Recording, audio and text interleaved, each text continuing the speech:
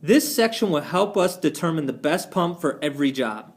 Now with every aquascape kit, the pump included will provide the proper flow rate as long as the elevation change between the pond and the biofall filter is 5 feet or less and the pipe run is no longer than 50 feet. But what if you want to create a custom kit or project? One that has a long stream or multiple streams, even an extra wide waterfall. Maybe you've come across a client that has a 10-foot drop in their backyard and you've been salivating at the thought of the waterfalls you can create with your own two hands. Before you bid this project, or any project for that matter, there are a few steps you need to take in order to make sure the right pump is specified for the right job. Now, establishing the flow rate is a part of this. The first and most important step before you begin to look for any pump is to establish a desired flow rate for the waterfalls and stream. A common rule of thumb to determine the best flow rate is 1,500 gallons per hour for every 1 foot of width in the waterfall. This will ensure that the waterfall or stream has a good amount of water running over it. Now, this rule of thumb does not mean that the entire stream has to be the same width. Be creative by narrowing down the stream in spots to create racing rapids, or expand the stream slightly to create a babbling brook. From our experience in the field, this rate provides an attractive amount of water, not so much that it's going to be overpowering, and not so little that it's going to look like a leaky faucet. Here's a quick example of putting that rule of thumb to the test. Take a look at this waterfall. It appears to be about 2 feet wide, right? So all we need to do is walk through the equation. Remember, it's 1,500 GPH for every 1 foot of waterfall width. If this is a 2 foot wide waterfall, simply multiply it by the 2, and we get 3,000 gallons GPH. If it's 3 feet, then we multiply it by 3. What you need to do is use this as a starting point, because more times than not, the customer is going to be looking for more than the average flow. We can always bump up the next size pump, but this gives us a great starting point. Now take a look at this waterfall. Here is a perfect example of a 10-foot drop, and you're salivating at creating this waterfall. Now keep in mind there are a couple of variables that go into speccing a pump out like this. For example, if we want a commercial setting waterfall to look awesome, what we try to achieve then is 3,000 GPH for every foot. Now this is generally going to give us a great view of the waterfall from a longer distance. This waterfall is about 150 feet away from the curb, but there are going to be homeowners that are going to knock down your door and basically say, I have this awesome slope, I want an awesome waterfall, make it look good. Establishing the viewing distance is very much a part of that equation as well. But always remember, the minimum you want is 1,500 gallons per hour per foot for residential. The minimum you want for a commercial setting is 3,000 gallons per hour per foot. Now there's one other aspect you might want to cover or consider as a homeowner or selling a job to the homeowner: electricity consumption. The more pump I need, the more power it's going to create. So buying a pump off the shelf is one thing, but your homeowner's monthly bill is another.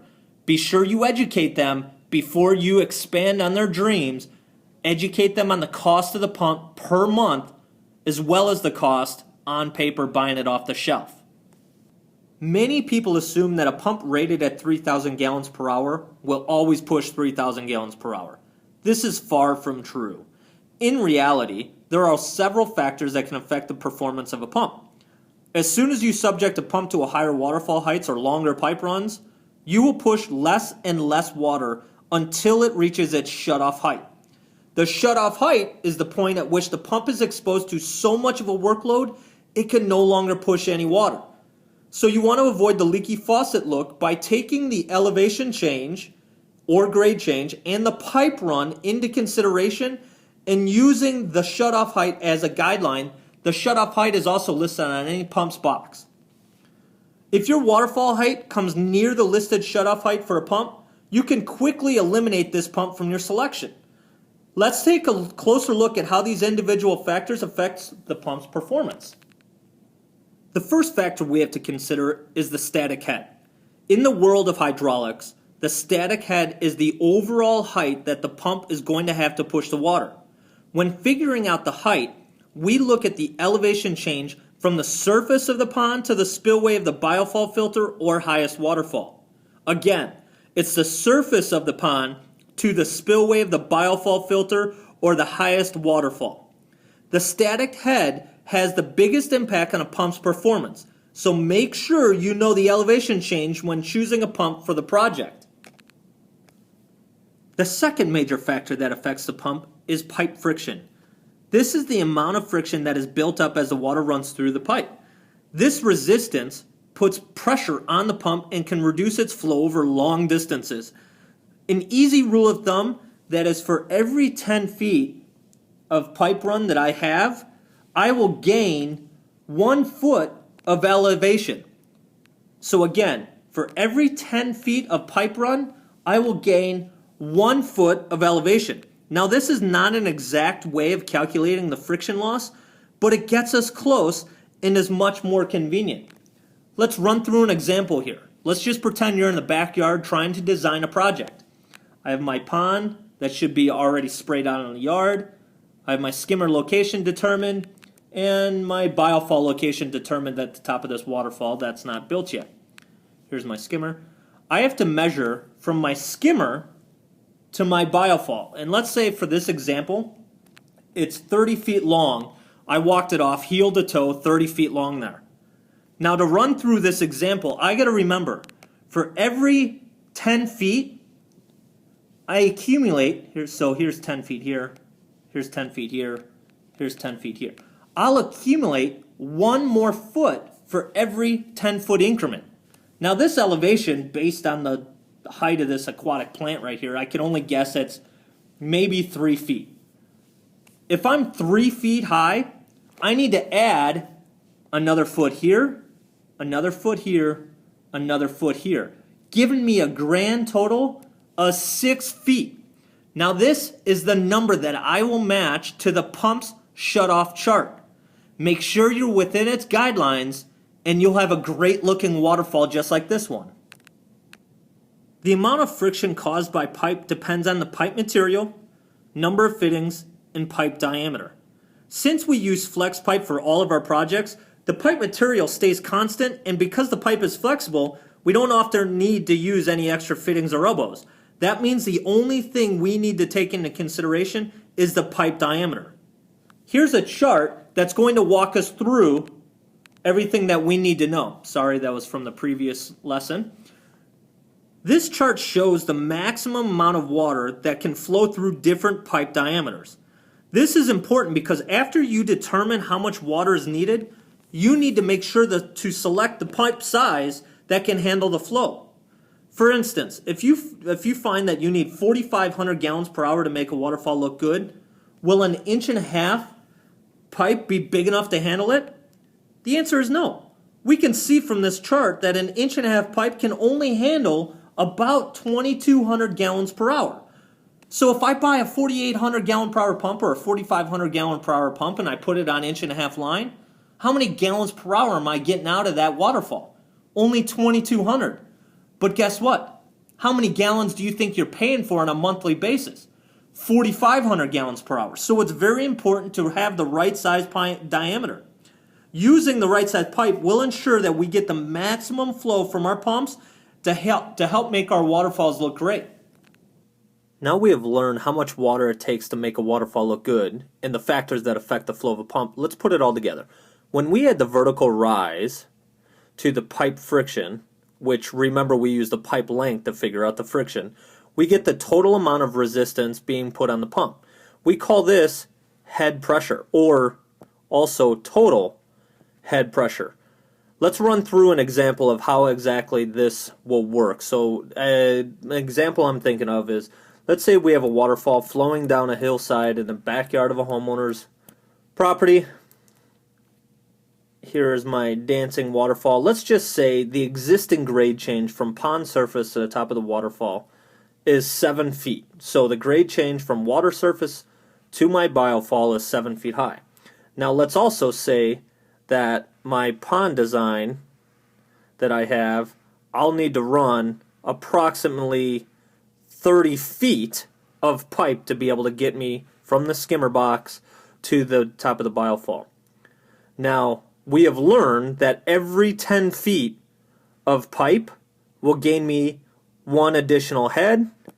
So I know that I have 3 feet that I need to add to the grade change, which gives me a total head pressure of 10 feet. This is what I compare to the automatic shutoff of the pump, the shutoff height to the pump. This chart is actually showing us the shutoff performance of each pump. Now, there are varying charts out there, so each pump may have its own chart or graph to illustrate this. But this is a common pump performance chart that you can find in most of our catalogs or even online. This chart is for our particular Tsurumi PL line of pumps and allows us to determine if a pump will provide the flow that we're looking for. The numbers going up on the left-hand side of the chart represent the total head pressure that is being put on the pump. So over here is the total head pressure for the pump. The numbers going along the bottom now, this represents the gallons per hour that the pump is actually producing. Each colored line represents a different pump shown in the key in the upper right-hand corner over here. And each pump is still producing its maximum flow rate at up to 5 feet of head pressure. Remember I mentioned that earlier. Once we start adding more head pressure, the pump's performance will begin to decrease. Now in the last example that we walked through, we had a total dynamic head or a total head pressure of 10 feet, which would be right there. If I track this line all the way around or across to each pump line, I can intersect these lines, the total head pressure, which is found over on the left-hand side. Whatever line it intersects is the gallons per hour that I'm actually going to receive at the top of my waterfall. Now, remember that we need to calculate the amount of water we need flowing over every waterfall. I can use this graph to determine how much water this pump is going to give me at 10 feet of height. So the 3PL, which is this red line over here, if I intersect 10 feet at head, I'm getting them just south of 2,000 gallons per hour. As I can see, it intersects just before the 2,000 line. If I need more gallons coming over my waterfall, I keep on running this line over until it intersects with the next line, which the 5PL illustrates that I'll be getting right around 4,000 gallons of water. And if I keep on going along the lines to the 9PL, I get much more water, just north of 6,000 gallons per hour. So figure out your head pressure, compare it to the amount of flow that you're looking for, the desired flow that you're looking for to come over each waterfall, and use this graph to tell you if you're in the right spectrum of using these pumps. Now, it's never a good idea to be on either end of this line. So you never want to be at the maximum capacity, as well as you never want to be at the very low end. You're trying to operate somewhere in between the middle of this curve right here. The simplest way for us to compare it to is think of RPMs for a car. And you never, when your RPMs crank up, you got to shift down. Automatics obviously do this automatically, but you always want to run smoothly to get the best performance out of that particular pump. Let's have one more walkthrough here before we close out the lesson, just to really make sure that we absorb the information given. For this example here, I'm going to say that the hillside that I'm looking to create a waterfall is 10 feet high, so it's a grade change from my surface of the water to the top of the waterfall. I will measure out 50 feet of pipe that I need to go from my skimmer box to my biofall, as well as the waterfall width that I'm looking for on average coming down the hillside. We'll say is 18 inches to 2 feet wide is my maximum waterfall that I need to fulfill. So with those components to the equation, the first thing I need to figure out is how much flow do I need for a 2-foot wide waterfall? Well, if you recall, it's 1500 GPH for every 1 foot width of waterfall. So this tells me if I want to go maximum 2-foot wide waterfall, that I am looking for 3,000 gallons per hour that I need at the top of my waterfall. what is the total dynamic head with the 50-foot pipe run and vertical rise? Well, I already know that I got to start at 10. That's my grade change, 10 feet from skimmer to biofall. 50 feet, it's important that you do not guess at this length because 1 foot, 2 foot off can really make the difference. So I measure out that I will need 50 feet, so I need to add, for every 10 feet of pipe, I need to add 1 foot, 2, 3, 4, and then my 5th aspect right there. So I'll take the 10-foot grade change plus my 5 feet of friction loss, giving me a total head pressure of 15 feet. 15 feet is the magical number that I need to compare to my pump chart. Now, let's just say that the homeowner's asking, oh, geez, well, I really love the design, but will the 3PL be enough water because I'm, want to make sure that I can afford my monthly bill, or want to make sure that I get the right pump. I heard it's so important. So I can walk through this graph with them. Well, at 15 feet of head, and knowing that I need 3,000 gallons per hour, I can clearly see that the 3PL will not operate correctly because I am at the end of the pump curve. It's not even registering for me, so I cannot use the 3PL. I quickly eliminate that out. I show them that I need to intersect with the next pump available in order to hit 3,000 gallons per hour minimum for my waterfall width, that I will get this with the 5PL coming on down. I will be right at the 3,000 gallon mark for the 5PL. Now, if this homeowner really wants to crank up the waterfall, they really want it to put off a beautiful sound, then I can show them the chart will actually get me right at about 5,500 gallons per hour with the 9PL. But for this example, I can clearly see that the 5PL will give me enough water for my 2 foot wide maximum waterfall is 2 feet wide here. So is the Surumi 3PL enough? Absolutely not. Don't even consider it. So we will need to use the 5PL to make sure we have enough water flow coming over the waterfall. I also need to take a look at the diameter pipe, or what size pipe that I'm going to use. I need 50 feet of 2-inch pipe here. Because I'm going to be operating 3,000 gallons per hour, I will fall short for the 1.5 inch, creating way too much head pressure. So to efficiently run water through pipe, I'm looking to do the 2-inch line. And just so you guys know, our Chicagoland construction crew here, we almost always install with 2-inch plumbing because we know that most homeowners go through 3 ponds in their lifetime. Now, that could be because the homeowner moves and they get a new pond, but almost every homeowner that gets a water feature installed always wants it bigger, always wants it better at some point of that pond's life. So 2-inch plumbing allows us to add a pump, bump up the pump size if necessary, depending on the design install. So to bring this home, to recap here, remember that you need 1,500 gallons per hour per 1 foot of waterfall and stream width. You need 10 feet of pipe run equals 1 foot of vertical rise. So for every 10 feet of pipe, you get 1 foot added of vertical rise, and then your vertical rise plus your pipe run, or pipe friction here, is your head pressure, and that is the magic number that you are going to compare to each pump curve.